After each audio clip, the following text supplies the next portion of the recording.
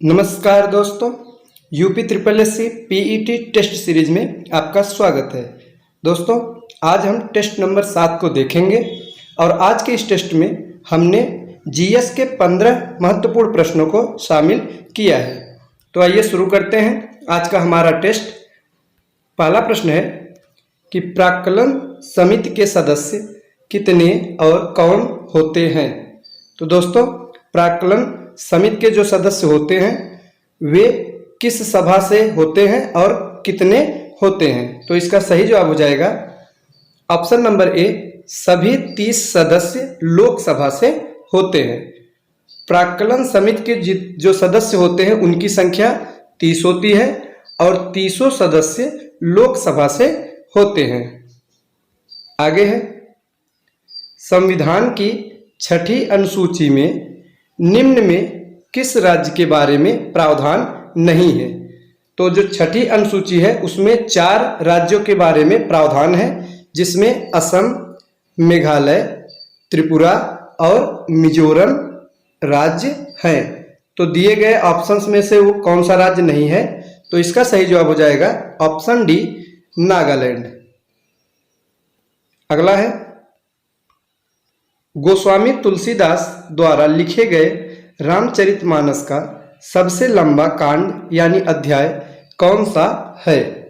तो दोस्तों, रामचरितमानस जो कि अवधी भाषा में लिखा गया है, इसमें कुल 7 कांड हैं और पूछा जा रहा है कि सबसे लंबा कांड कौन सा है। तो इसका सही जवाब हो जाएगा ऑप्शन नंबर ए, बाल कांड। और अगर पूछा जाए सबसे छोटा कांड कौन सा है, तो दोस्तों उसका सही जवाब हो जाएगा किष्किंधा कांड।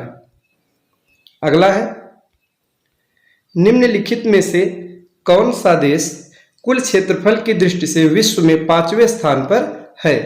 तो क्षेत्रफल की दृष्टि से विश्व में 5वें स्थान पर कौन सा देश है।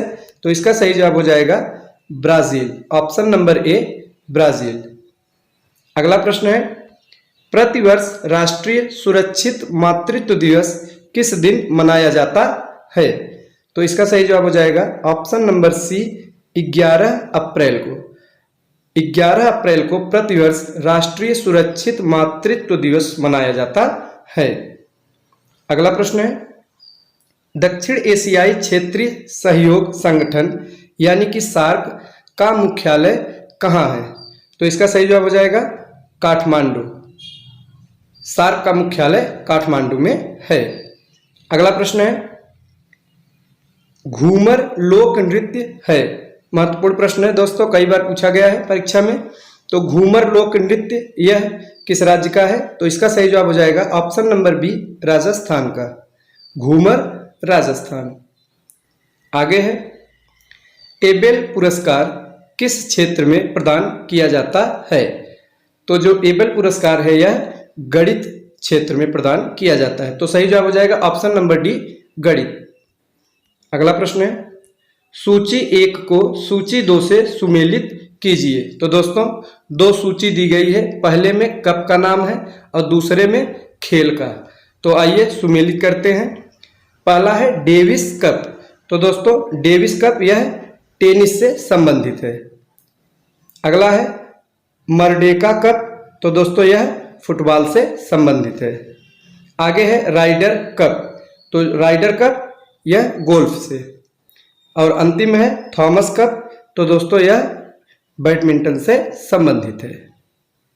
अगला प्रश्न है, देश की पहली औद्योगिक नीति की घोषणा कब की गई।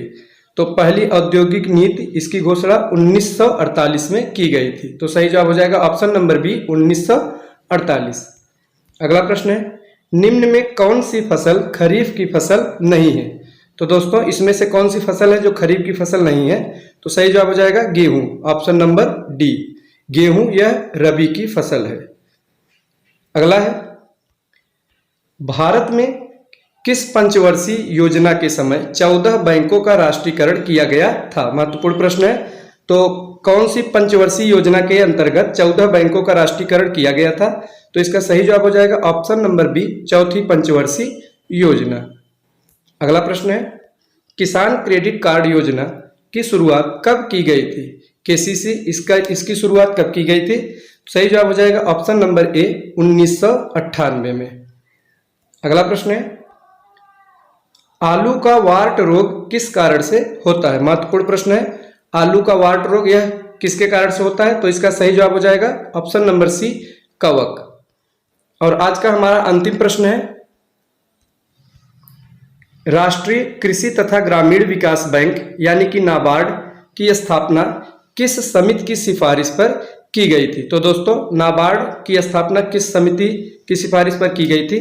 तो इसका सही जवाब हो जाएगा option number B, Shivraman Singh समिति। तो दोस्तों, ये थे आज के 15 महत्वपूर्ण प्रश्न। वीडियो अच्छा लगा हो तो लाइक करें। मिलते हैं अगले वीडियो में, तब तक के लिए नमस्कार।